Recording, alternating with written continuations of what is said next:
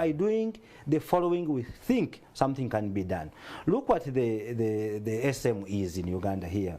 Uganda has very good plans, for example, to help the business community.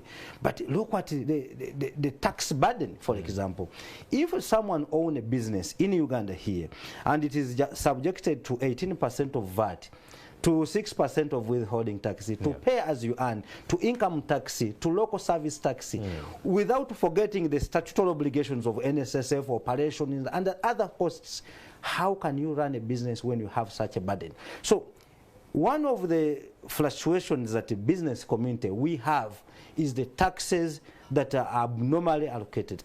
And finally, when you look at one of the best determinants of a growing economy, fuel, for example, when you look at the prices of fuel, even the minister until now, they have not come up with any plan to help Ugandans. And this is a betrayal to them, and they have to know about this. And if we don't use the platforms we have to tell them the fact that Ugandans are suffering because their leaders who are holding positions that have not taken their responsibility serious, we are not going to change our country.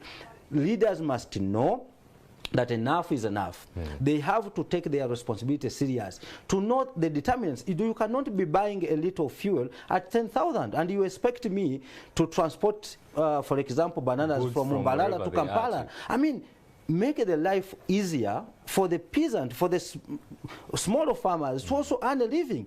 But if I cannot even manage fuel of 10 kilometers, for example, look at how many Ugandans who are employed, even in the corporate world, that have already parked their cars due to the fuel prices. So to me, the obstacle of development of this country is partly because of some people holding offices that are not doing enough to make sure they take their responsibilities. And I would like to bring in our usual suspect, Mr. Walugembe John. Yes, quite a passionate speech from Al-Haj. Yes.